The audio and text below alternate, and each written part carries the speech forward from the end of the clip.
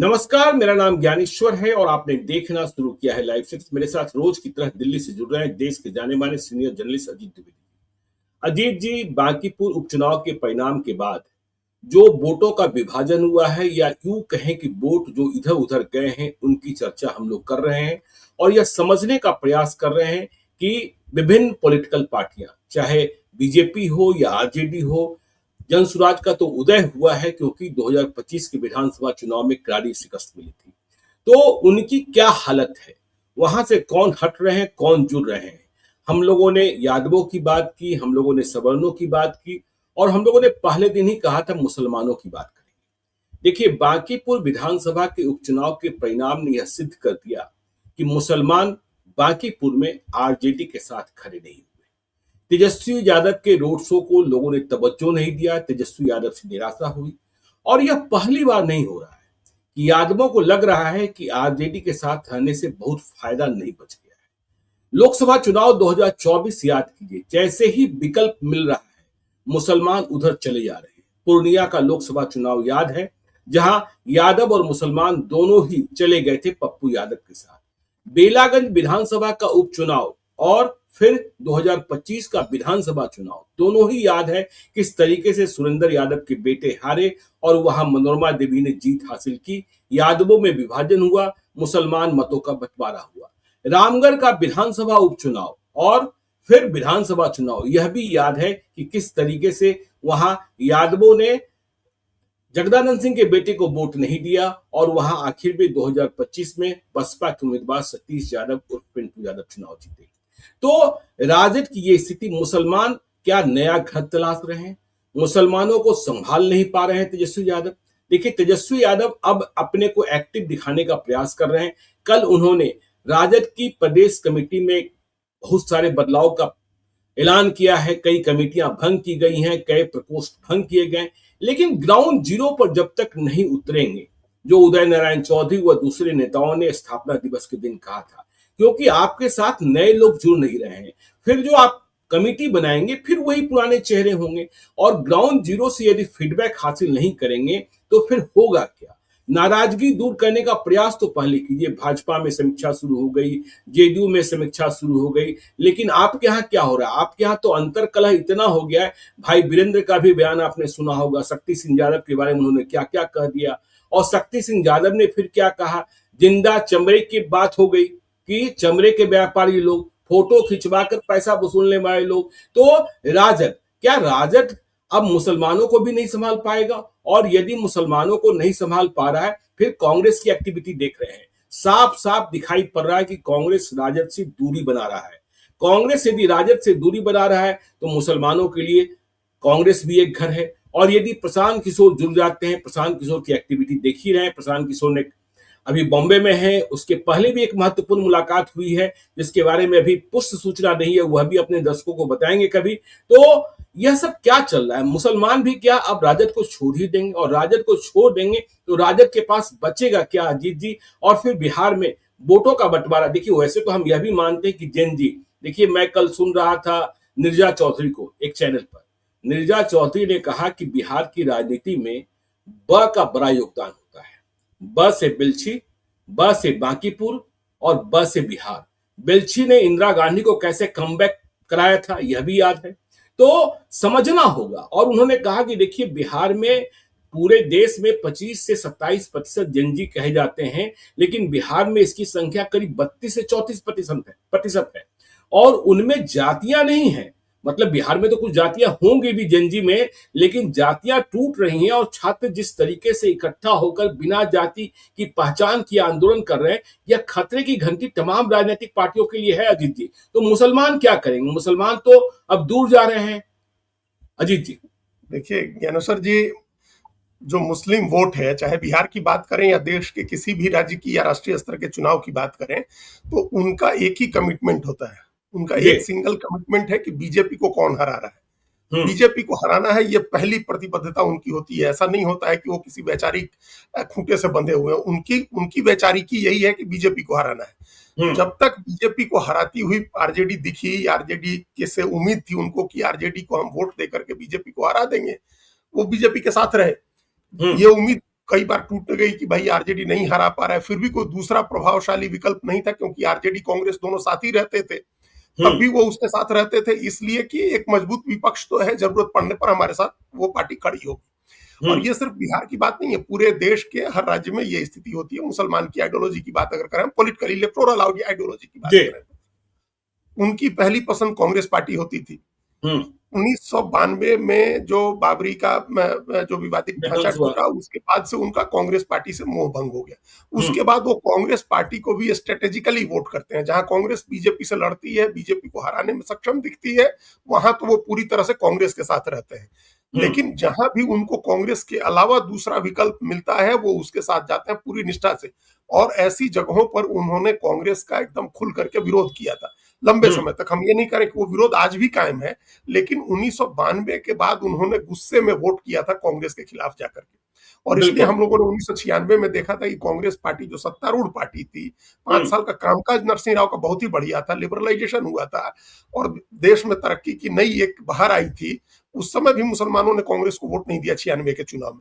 और वो जो संयुक्त मोर्चा था, जनता दल की पार्टियां थी, जो समाजवादी पार्टियां थी, कम्युनिस्ट पार्टियां थी, वो उनके साथ गए। कांग्रेस को बहुत कम उनका वोट मिला। समाजवादी पार्टी को वोट दिया उन्होंने आरजेडी को वोट किया। जो भी पार्टी उस समय बन गई थी, उन पार्टियों को उन्होंने वोट किया।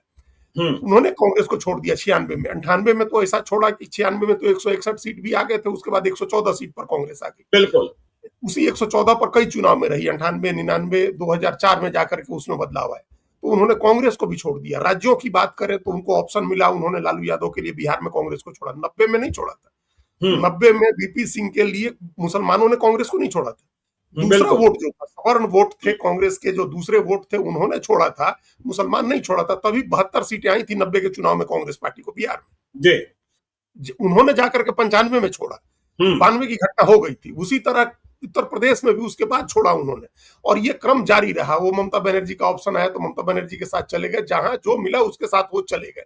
दिल्ली में आम आदमी पार्टी का उनको विकल्प मिला, उन्होंने तत्काल कांग्रेस को छोड़ा। कोई कारण नहीं था कांग्रेस पार्टी को छोड़ने का। लेकिन 2013 के दिसंबर के चुनाव में मुसलमान को लगा कि आम आदमी पार्टी आ गई, उसको 28 सीटें जीत गई थी आम आदमी पार्टी पहले ही चुनाव में। उस समय तक मुसलमान नहीं छोड़ा था कांग्रेस को 8 सीट आई थी, उसको अच्छा खासा वोट आया था। बीजेपी सबसे बड़ी पार्टी थी 32 सीट के साथ, लेकिन और कांग्रेस और आपने मिलकर के सरकार बनाई। जैसे ही कांग्रेस और आपने मिलकर के सरकार बनाई, मुसलमान को ऑप्शन दिखा और अगली बार इस तरह से मुसलमान आम आदमी पार्टी के साथ गए कि वो 67 सीटें जीत गई 70 में से। उन्होंने कांग्रेस को छोड़ दिया। तो कोई कांग्रेस से भी, जब कांग्रेस जैसी पार्टी से कोई लव लस्ट नहीं है, कोई मोहब्बत, कोई दोस्ती नहीं है, जब कम्युनिस्ट पार्टी जैसी पार्टी से आपको कोई मोहब्बत नहीं थी, पश्चिम बंगाल में छोड़ दिया कम्युनिस्ट पार्टी को छोड़ दिया, ममता बनर्जी के साथ चले गए। तो जब कोई कम्युनिस्ट पार्टी से, कांग्रेस पार्टी से कोई मोहब्बत नहीं है, तो आरजेडी से कैसे रहेगी, या समाजवादी पार्टी से भी कैसे रहेगी? उनकी आइडियोलॉजी है कि बीजेपी को आप हरा पाते हैं या नहीं हरा पाते हैं। इस बात को आरजेडी को समझना चाहिए है। और अब यहीं से वो बात आती है जो आप कह रहे हैं कि यादव छोड़ रहा है साथ में, या यादव बिखर रहा है। आरजेडी की ताकत, आरजेडी जो अपने साथ माई समीकरण कहती है कि मुस्लिम और यादव का, उसमें मुस्लिम उनके साथ इसलिए है क्योंकि 14% यादव है।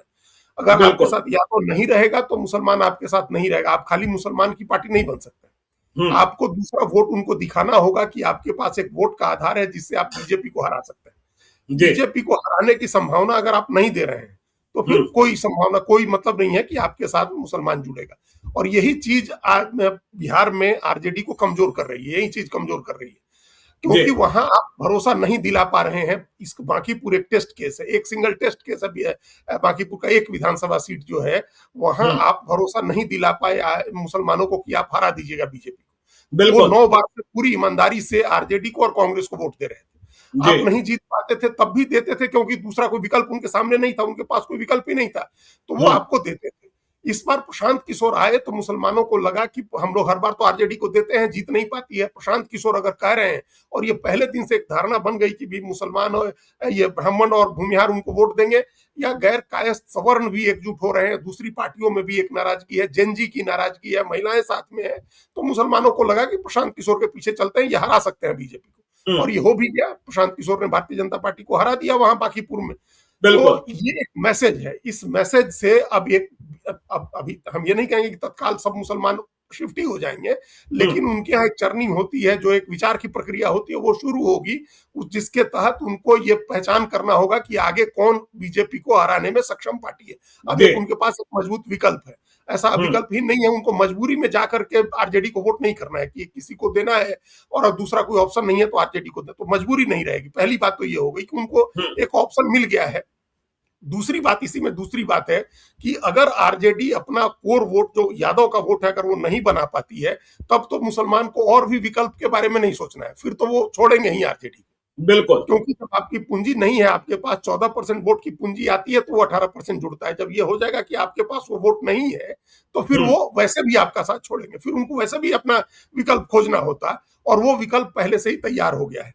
तो सिंपल, अगर इस बात को कोई भी पॉलिटिकल पार्टी इस मुस्लिम जो माइंडसेट को समझ लेगा कि उनको बीजेपी को हराना है, हम्म, उनको बीजेपी बहुत अच्छा काम कर देगी, किसी राज्य में बहुत ही बढ़िया काम कर देगी, सांप्रदायिक सद्भाव भी बना देगी, कोई दंगा नहीं होगा, सब चीजें ठीक रहेंगी, तब भी वो बीजेपी को वोट नहीं करेंगे। जी, जब ये बात इस माइंडसेट को समझ लेगी पार्टी और उस हिसाब से अपनी पॉलिटिक्स, अपनी अपनी स्ट्रेटजी बनाएगी, तभी उसको कामयाबी मिलेगी। और अभी तेजस्वी यादव इस माइंडसेट को समझते नहीं दिख रहे हैं। उनको लग हम्म, रहा है कि मुसलमान कहाँ जाएगा, हमारे ही साथ आएगा, उसके सामने दूसरा क्या बिल्कुल, विकल्प। जब वो चुनाव के नतीजे आए सोमवार को और उन्होंने कहा दिया कि चुनाव तो आते जाते रहते हैं, जब आप इस माइंडसेट में काम कर रहे हैं तो आप कोई कोई स्ट्रेटजी नहीं बना सकते, आप कोई लॉन्ग टर्म, आप लॉन्ग शॉर्ट में जो चीजें हैं वो नहीं देख पा रहे हैं। जी, आप शॉर्ट साइटेड हैं, आप अपने आसपास की चीजें देख रहे हैं कि हमारे पास इतने विधायक हैं, इतना परसेंट वोट है, तो ये काम नहीं करेगा आगे के चुनाव। तो बिल्कुल, इसका मतलब है कि मुसलमान अपने लिए एक नया ऑप्शन खोजेगा, और वो ऑप्शन प्रशांत किशोर का है। लेकिन प्रशांत किशोर भी अकेले दम पर अपनी पॉलिटिक्स नहीं करेंगे ज्ञानेश्वर जी, मैं उनको वहीं भी आ रहा था जी, मैं वहीं आ रहा था। आपने कहा तेजस्वी यादव देख नहीं पा रहे हैं, और तेजस्वी यादव देख नहीं पा रहे हैं, लेकिन कांग्रेस पार्टी ने देखना शुरू कर दिया। कांग्रेस पार्टी के तमाम नेताओं का बिहार दौरा शुरू हो गया है। हम देख रहे हैं कन्हैया कुमार घूम रहे हैं। पिछले दिनों हमने मध्य प्रदेश के मुख्यमंत्री, पूर्व मुख्यमंत्री दिग्विजय सिंह के बेटे को देखा। देखिए, तेजस्वी यादव या राजद क्या कहता था कि हम बिहार में विपक्ष की ड्राइविंग सीट पर हैं, हम ही बीजेपी को हरा सकते हैं क्योंकि हमारे पास मुसलमान और यादव है। इसलिए तेजस्वी यादव बार्गेनिंग कैपेसिटी रखते थे और कांग्रेस को कहते थे जो हम दे रहे हैं वह आपको लेना होगा। सीटों की संख्या हो या सीटें कहां दी जानी है, इस पर भी एकाधिकार चलता था तेजस्वी यादव का। लेकिन अब कांग्रेस पार्टी की दिलचस्पी आरजेडी में घटती जा रही है क्योंकि उसने समझ लिया है कि यादवों का वोट सत्यनारायण भगवान के प्रसाद की तरफ बट गया, मुसलमान उधर चले गए। और यदि निखिल कुमार जैसे नेता खुलकर प्रशांत किशोर के साथ आए, अखिलेश सिंह के बेटे को आपने देखा, तो अखिलेश सिंह की रजामंदी थी कि नहीं थी मुझे नहीं पता, लेकिन कांग्रेस पार्टी देख रही है कि आरजेडी के पास अब कहने को कुछ बचा दिख नहीं रहा है, इसलिए कोई नया अलाइनमेंट, नया अलायंस के बारे में सोचना होगा। और प्रशांत किशोर के साथ तो रिश्ते हैं ही। देखिए, ये अब अगर कांग्रेस की बात करें हम लोग प्रशांत किशोर से पहले, तो जी, 2023 के कर्नाटक चुनाव के बाद कांग्रेस ने जो अपना पुराना जो मुसलमान के मन में उसके प्रति जो सद्भाव था, उसको हासिल करना, वापस हासिल करना, उसको रिक्लेम करना शुरू किया, और वो वहां से उसको हम प्रस्थान बिंदु मानते हैं मई 2023 को, जब हम्म, खुल करके कांग्रेस पार्टी ने प्रचार में कहा कि हम बजरंग दल को बैन करेंगे। हम्म, आमतौर पर इस तरह की बातें नहीं कहते थे लोग, लेकिन मुसलमान को एक भरोसा हुआ, उस समय कोई दूसरा विकल्प भी उनके सामने नहीं था। लेकिन कई इलाकों में जहां वोकाली का वोट करते थे जेडीएस को, वहां मुसलमान भी उनके साथ चले जाते थे, क्योंकि उनको पता जी, था कि बीजेपी से बेटर फिर भी जेडीएस है, एचडी देवगौड़ा की पार्टी है। लेकिन जब ये ऐलान किया कांग्रेस ने, कांग्रेस तो पार्टी उसके ने, बाद मुसलमान एकदम छोड़ करके, वोकाली का भी छोड़ रहा था, मुसलमान भी छोड़ करके कांग्रेस के साथ आया। और उसके बाद ही कांग्रेस ने खुल करके मुसलमान के लिए बोलना शुरू किया, बात करनी शुरू की। नहीं तो उसके पहले तो आप देख रहे थे कि राहुल गांधी भी मंदिर मंदिर घूम रहे थे, टीका लगा रहे थे, इस बात की ज्यादा चर्चा होती थी कि वो केदारनाथ गए, वो कैलाश मानसरोवर गए, वो जनेऊ पहन रहे हैं, तो वो ये सब बातें हो रही थी। जी, उसको छोड़ दिया कांग्रेस ने, कहा कि वो ठीक है, अपनी जगह है, लेकिन मुसलमान की बात खुल करके करनी शुरू की। कर्नाटक में प्रियांक खड़गे, जो मल्लिकार्जुन खड़गे के बेटे हैं, वो खुल करके आरएसएस के खिलाफ बोलते हैं और बीजेपी के खिलाफ बोलते हैं। मतलब हिंदू इश्यूज को लेकर के, बजरंग दल को, विश्व हिंदू परिषद को लेकर के खुल करके बोलते हैं। तो हम्म, मुसलमान को इससे लगा कि कांग्रेस हमारी बात कर रही है, कम से बिल्कुल, कम बात तो कोई करे, वोट सबको हम्म, चाहिए होता था। हम्म, लेकिन सब शर्मिंदा भी होते थे। आप आप दबे छिपे शब्द में आपको उनका दबे छिपे अंदाज में रहिएगा, वोट कर दे वो, आप चोरी छिपे उसे मिलिएगा। देखिए किस तरह से आप नरेंद्र मोदी ने जो भी किया, बीजेपी ने जो भी किया, दिल्ली से लेकर के छोड़ी, बिहार में एक आध जगह होता है, लेकिन इफ्तार की पार्टियां बंद हो गई। पहले हर नेता इफ्तार करता था, कांग्रेस के हर बड़े नेता के यहाँ इफ्तार होती थी। तो इफ्तार आप क्यों नहीं कर रहे हैं? इसलिए नहीं कर रहे हैं क्योंकि आप दिखना नहीं चाहते, उसका वोट चाहिए लेकिन आप उसके साथ दिखना नहीं चाहते हैं, उसकी बात बोलना नहीं चाहते हैं आप। कांग्रेस ने 2023 के बाद बोलना शुरू किया, एक गुडविल जनरेट किया, और इसकी वजह से एक मैसेज गया कि मुसलमान और दलित, अभी मल्लिकार्जुन खड़गे जब से आए हैं तब से, कि दलित अब उनके साथ आना चाह रहे हैं कांग्रेस के साथ। तो दलित और मुसलमान का कांग्रेस एक गठबंधन बना रही है। तो कांग्रेस को लग रहा है कि आरजेडी को अगर हम डंप करते हैं, कोई दूसरा ऑप्शन खोजते हैं, या अकेले भी हम अपनी तैयारी करते हैं, तो हम अपने जो गुडविल जनरेट हुई है उसे मुसलमान अपने साथ ले आ सकते हैं। तो कांग्रेस ये पॉलिटिक्स कर रही है। कांग्रेस इसी बात के लिए दबाव डाल रही है बजाबता अखिलेश यादव के ऊपर की कांग्रेस उत्तर प्रदेश में भी मुस्लिम वोट की क्लेमेंट है। उसको लग रहा है कि, और अखिलेश यादव को भी इसकी चिंता करनी पड़ रही है, लोकसभा चुनाव में कांग्रेस को वोट मिला है मुस्लिम का, तो वो अकेले भी मिला है और गठबंधन के सहयोगियों में भी। तो कांग्रेस को लग रहा है कि हमको किसी सहयोगी पार्टी की जरूरत नहीं है मुसलमान वोट के लिए, हमको डायरेक्ट हमने जो गुडविल जनरेट कर लिया हमको मिल सकता है। लेकिन खाली उस वोट से तो आप चुनाव नहीं जीत सकते हैं ना। बिल्कुल। तो कौन सा वोट होगा जो उसके साथ वो जोड़े, मुसलमान जोड़े, तो वो दलित है। और उसके साथ जो पुराने कॉम्बिनेशन का वोट है कि फॉरवर्ड का वोट हो, दलित का वोट हो, मुसलमान का वोट हो, फॉरवर्ड का वोट अपने आप कांग्रेस को लग रहा है कि प्रशांत किशोर के चेहरे से जुड़ जाएगा। और एक जो कास्ट से इतर जो एक बड़ा वर्ग है, जो जेनजी कहिए उसको, जो आकांक्षी वर्ग कहिए उसको, जो आइडियलिस्ट कहिए, वो सब लोग प्रशांत किशोर की तरफ देख रहे हैं बिहार में। तो अगर भी कांग्रेस ये सोचती है कि हम प्रशांत किशोर को आगे करते हैं, प्रशांत किशोर का चेहरा ले आते हैं, तो ये पुराना कांग्रेस का जो समीकरण है उसका वोट हम हासिल कर सकते हैं। बिहार में कहा जाने लगा है डीएसपी समीकरण, बिहार में कहा जाने लगा है डीएसपी समीकरण, दलित सवर्ण पिछड़ा। हाँ, तो ये मुसलमान भी तो इसमें ऐड करना होगा, दलित सवर्ण पिछड़ा का इसमें मुसलमान ऐड करना होगा। जो कांग्रेस का पुराना फॉर्मूला रहा था, उस फॉर्मूले पर जो है कांग्रेस उसको एमएसपी कर लेंगे, मुसलमान सवर्ण पिछड़ा कर लेंगे ये।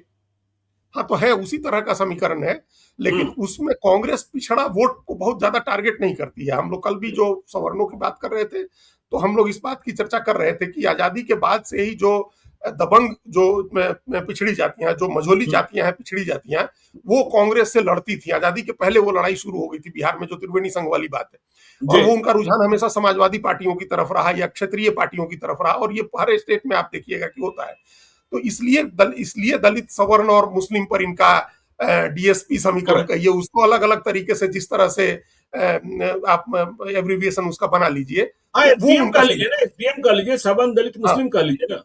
हाँ, ठीक बात है, वही कह रहे हैं। तो उस तरह का समीकरण, एसडीएम ही समीकरण है। तो वो अपना वो समीकरण बनाने की कोशिश कांग्रेस कर रही है। उसमें प्रशांत किशोर उसको उपयोगी दिख रहे हैं। प्रशांत किशोर के पास स्ट्रेटजी है, प्रशांत किशोर के पास गुडविल है, जनजी का समर्थन है, उनको आकांक्षी युवाओं का समर्थन है। तो वो अपने दम पर, अब ये दोनों की अपने, प्रशांत किशोर की अपनी महत्वाकांक्षा होगी कि अपने दम पर वो जिता के ले आए। हालांकि उनको भी पता है कि बांकीपुर में साइलेंट तरीके से, सटल तरीके से कांग्रेस का जो सपोर्ट उनको मिला है वो अच्छा रहा, उससे उनकी जीत और थोड़ी बड़ी हुई है। तो वो साथ में ले सकते हैं, उनको कांग्रेस पार्टी से कोई आपत्ति नहीं है, कोई दिक्कत नहीं। कांग्रेस के साथ वो जाना चाहते ही थे, और वो गांधी वाली राजनीति, जो गांधी का जो रास्ता है, ये बात भी करते रहते हैं, कांग्रेस की लीगेसी का फायदा ही उनको मिलेगा। तो अगर ऐसा हो जाता है तो फिर आरजेडी के सामने कुछ भी नहीं बचेगा, आरजेडी के पास कुछ नहीं बचेगा। ये नहीं हो सकता है कि मुसलमान छोड़ दे तो आपके पास यादव एकजुट रहे। यादव तो अभी ही बिखरने लगा है, और वो एकजुट रहेगा भी तो बिहार में ऐसी सीटें बहुत कम है जहां वो अपने दम पर कोई विधायक जिता सकता है या एमपी जिता सकता है, उसको दूसरा अतिरिक्त वोट चाहिए ही चाहिए होता है। तो ये आरजेडी के लिए सबसे ज्यादा चिंता की बात होगी।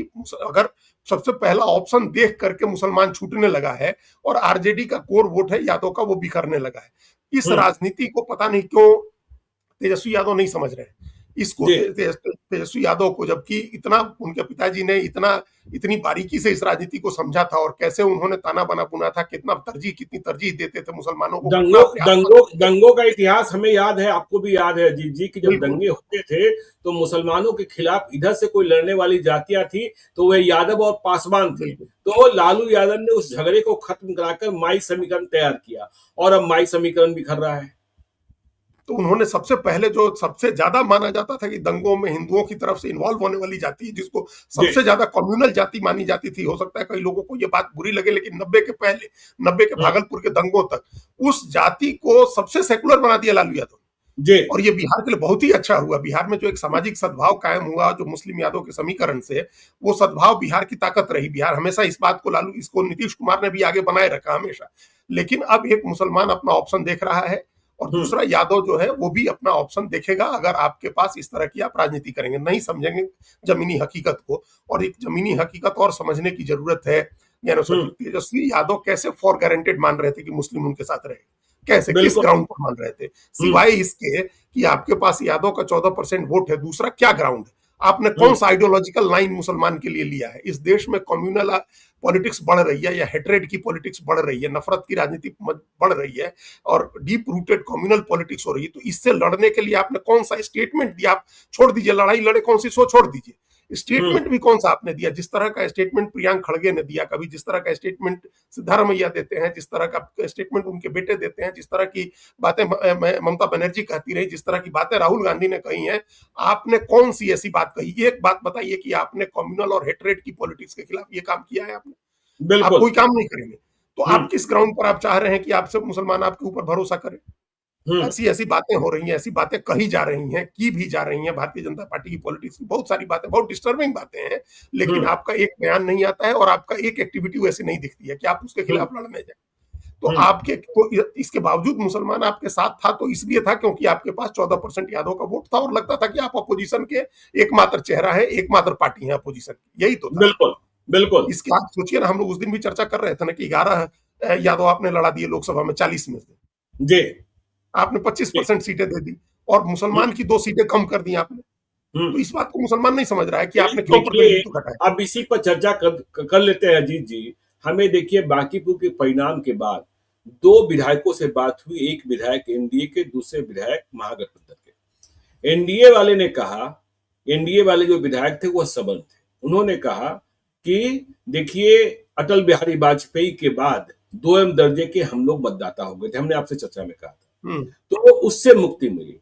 और महागठबंधन के विधायक ने कहा कि पिछले 1.5 दशक से मुसलमानों को बंधक बनाकर रखा था आरजेडी बिल्कुल। ने। 2015 में जब 100 सीटें मिली लालू यादव को महागठबंधन में लड़ने के लिए, तो उन्होंने 49 यादवों को चुनाव लड़वाया।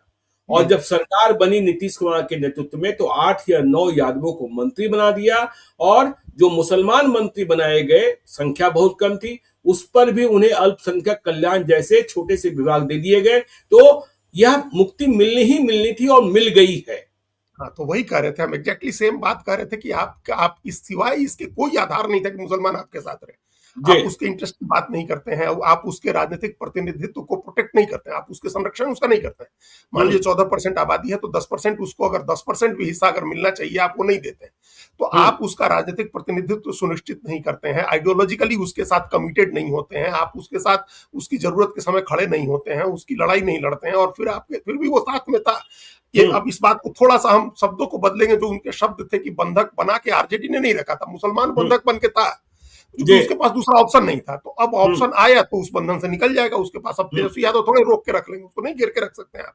और ये मुसलमान का आजाद होने का सिलसिला कैसे शुरू हुआ था, आप देखिए 2 चुनावों से, लगातार 2 चुनावों से, 20 और 25 में 5-5 सीटों पर ओवैसी की पार्टी जीती है। असदुद्दीन ओवैसी की बिल्कुल। पार्टी 5-5 सीट पर जीती 2 चुनावों में लगातार। कैसे जीत गई? हम्म। हम्म। अगर मुसलमान ऑप्शन नहीं देख रहा था, मुसलमान ने आपको नहीं छोड़ा, तो वो कैसे जीत गए? वो बिल्कुल। इसलिए, ये मुसलमान, इसका मतलब कि ऑप्शन देख रहा था अपने लिए कि अच्छा ऑप्शन कहाँ होगा। वो हर जगह ये जोखिम नहीं ले सकता था ओवैसी की पार्टी के साथ जाने का, क्योंकि बाकी जगह जाने पर नुकसान होता। उसको लगता कि आरजेडी भी हार जाएगी और बीजेपी को मैसिव मैंडेट, और उसको एनडीए को मैसिव मैंडेट आ जाएगा। तो उसने ये जोखिम लिया प्रयोग के तौर पर उन सीटों पर जहां उसको कोई खतरा नहीं दिखा, जहां उसको लगा कि हम ओवैसी की पार्टी को देंगे तो मुसलमान जीतेगा और दूसरे नंबर पर भी मुसलमान ही रहेगा। जो 5 सीटें इस बार जीती है ओवैसी की पार्टी, ज्ञानेश्वर जी, उसमें से 4 सीटों पर दूसरे स्थान पर भी मुसलमान ही है, चाहे वो जिस पार्टी का है, वो जेडीयू का है या आरजेडी का है, कांग्रेस का, ये हम नहीं कह रहे हैं। एक सीट, बायसी एक ऐसी सीट है, उसको छोड़ दें, जहां विनोद कुमार दूसरे नंबर पर है, वो पिछली बार भी दूसरे नंबर पर है। बाकी 4 सीटों पर दूसरे स्थान पर भी मुसलमान ही है। तो वहां मुसलमान रिस्क ले रहा था। अब देखिए उसको अब मुसलमानों का गुस्सा आप पढ़ ही नहीं पा रहे हैं। गोपालगंज का उपचुनाव याद है, मुसलमानों ने यह समझते हुए भी कि बीजेपी जीत सकती है, ओवैसी की पार्टी के उम्मीदवार को वोट दे दिया था। आपकी पार्टी के उम्मीदवार को वोट कम मिले थे क्योंकि आप उन्हें एड्रेस नहीं कर पा रहे, जो बात आप कह रहे थे। आप फौरी उपाय में लग जाते हैं, कमेटी भंग कर देते हैं, पदाधिकारी हटा देते हैं, ग्राउंड जीरो पर काम नहीं करेंगे। इससे होना क्या है? चेहरे कहां से आएंगे? आपके साथ नए लोग जुड़ कौन रहे हैं? और जेनजी का जमाना है, उनके बारे में तो सोच ही नहीं रहे हैं आप, जबकि आप तो मिलेनियल्स में हैं, बाकी तो जेनेक के करीब पहुंचने वाले लोग हैं। ठीक बात है, बिल्कुल ठीक बात है। तो आप एक कॉस्मेटिक उपाय कर रहे हैं, कॉस्मेटिक सर्जरी जिसको कहते हैं, या जी। इस तरह से कि आपके माथे में दर्द हो माइग्रेन का और आप उंगली पर बैंडेड बांधे, आप इस तरह हम्म। के उपाय कर रहे हैं। ये संकट नहीं है, बिल्कुल। आपको एक आइडियोलॉजिकल लड़ाई लड़नी होगी। जो हम्म। कोई ना कोई एक आइडियोलॉजी होनी चाहिए। राहुल गांधी एक आइडियोलॉजिकल लड़ाई लड़ रहे हैं। हम्म। उन्होंने दो लाइन पकड़ी हुई है, हर जगह वो इस आइडियोलॉजिकल लड़ाई में लड़ते हैं कि भाई आरएसएस देश की सारी संस्थाओं पर कब्जा करते जा रहा है, आरएसएस देश की शिक्षा व्यवस्था पर कब्जा कर रहा है। वो एक आइडियोलॉजिकल लड़ाई लड़ रहा है। हम्म। मुसलमान इस बात को समझ रहा है कि उसके लिए थ्रेट है बीजेपी, नहीं आरएसएस। तो राहुल जी। गांधी एक आइडियोलॉजिकल लड़ाई लड़ रहे हैं और उससे उनके लिए गुडविल जनरेट हो रही है। तेजस्वी हम्म। यादव ऐसी कोई लड़ाई नहीं लड़ रहे हैं। तो और फिर मुसलमान एक अपना ठिकाना ढूंढ रहा है। आप देखिए जिस तरह से पश्चिम बंगाल में इतने आमने सामने के चुनाव, हुमायूं कबीर 2 सीटों पर लड़े और दोनों पर मुसलमानों बिल्कुल। ने उनको जिता दिया। जी। इसके जी। बावजूद कि उनका एक वीडियो वायरल हो गया था जिसमें वो कह रहे थे कि बीजेपी से डील कर रहे हैं, 1,000 करोड़ की डील है, बीजेपी से डील कर रहे हैं। इस हम्म। बीजेपी से डील कर रहे हैं इस खबर के बावजूद उनको मुसलमानों ने दोनों सीटों पर जिता दिया। तो इसका बिल्कुल। मतलब कि वो अपनी लीडरशिप खोज रहा है। हम्म। और वो लीडरशिप अब उसको जहां मिलेगी वहां बाकी दूसरे लोगों को छोड़ देगा। उसको अब मुलायम सिंह भी नहीं है और लालू यादव भी नहीं है। उन हम्म। उन दोनों पर फिर भी उनको भरोसा था। वो दोनों उनकी बात करते थे। लेकिन अब तो तेजस्वी यादव तो बात ही नहीं करते हैं, ना बात करते हैं, ना हम्म। उनकी आइडियोलॉजिकल लड़ाई लड़ते हैं, ना उनका पॉलिटिकल रिप्रेजेंटेशन इंश्योर करते हैं। तो वो क्यों आपके साथ रहेगा? वो पहले से देश भर में एक देश का फिनोमेना हमने बनाया। बंगाल का इसलिए मिसाल दी, हमने दिल्ली में भी ऐसा ही हुआ था कि एमआईएम की सीट पर जहां एमआईएम लड़ी, आम आदमी पार्टी लड़ी, 2 मुसलमान थे, तो वहां एमआईएम को भी अच्छा खासा वोट दिया। तो अगर ऐसी सीटें हैं जहां मुस्लिम बहुलता है, वहां तो वो प्रयोग कर रहा था, हम्म। या कोई बड़ा चेहरा है वहां प्रयोग कर रहा था। अब इन मास वो छोड़ देगा क्योंकि उसको एक नया ठिकाना मिल गया है प्रशांत किशोर का। हम्म। उसको उसने अपना, अब हमने कहा कि जैसे अभी विचार विमर्श शुरू होगा और वो ये इस बात का आकलन करेंगे कि मुसलमान यादव के साथ दूसरा कोई भी वोट नहीं जुड़ रहा है। कि बिल्कुल। वो एक्सेप्शन छोड़ दीजिए, अपवाद के लिए कुछ सीटें छोड़ दीजिए जहां कहीं कुशवाहा जुड़ गए, कहीं फॉरवर्ड जुड़ गए, लेकिन ऐसी वैसी सीटें कम हैं और वैसी सीटें इस तरह की हैं जहां मुसलमान जितवा नहीं सकता। अगर मान लीजिए कि हम्म। कोई वैशाली में अगर यादव के साथ भूमिहार आ भी गए तो मुसलमान इतने नहीं है कि चुनाव जितवा दें आप। तो बिल्कुल। वो इसलिए भी ऐसी सीटें कम है और वहां मुसलमान बहुत इन्फ्लुएंशियल नहीं है। तो इसलिए हम्म। वो ऐसी सीट खोजेगा जहां उसके साथ दूसरा वोट मजबूती से जुड़ रहा हो, जीतने लायक समीकरण बन रहा हो। अब ये हम्म। प्रशांत किशोर जो कर रहे हैं, 17-18% दलित, 18% मुसलमान और उसके साथ सवर्ण का वोट अगर वो ले आते हैं तो विनिंग कॉम्बिनेशन बनेगा। भाई प्रशांत हम किशोर लोग तो अभी कह ही रहे सर्वे थे ना, प्रशांत किशोर विधानसभा चुनाव के समय कह ही रहे थे ना कि राजद वाले क्या करते हैं, जहां मुसलमानों के मत से जीत हो सकती है वहां यादव को उम्मीदवार बना देते हैं, हैं? और जहां यादव का मत मुसलमान को चाहिए वहां मुसलमान को यादव का मत नहीं मिलता है। तो यादव के मत आप नहीं देंगे मुसलमान को, और मुसलमान का मत लेकर यादव विधायक विधायक बन जाएंगे। यह बात तो वो पहले से कह रहे थे। बिल्कुल। तो और ये दिख भी रहा है और उनको अब सब धीरे धीरे सबको दिख गया। इसके बावजूद वो मजबूरी में आरजेडी के साथ थे क्योंकि दूसरा विकल्प नहीं था। अब हम्म। अगर उनको दूसरा विकल्प मिलता है तो ये मजबूरी भी समाप्त हो जाएगी और जी। वो विकल्प मिल सकता है। हम लोग अभी बहुत जनरलाइज तरीके से बात कर रहे हैं, बहुत सरलीकरण करके बात कर रहे हैं। राजनीति थोड़ा थोड़ा क्या बहुत ज्यादा कॉम्प्लेक्स काम होता है, लेकिन समीकरण ऐसे ही बनने शुरू होते हैं। और ये जी। बनना शुरू हो गया है कि एक तरफ जेनजी में एक नाराजगी है कई चीजों को लेकर के और वो नाराजगी दूर नहीं हो रही है।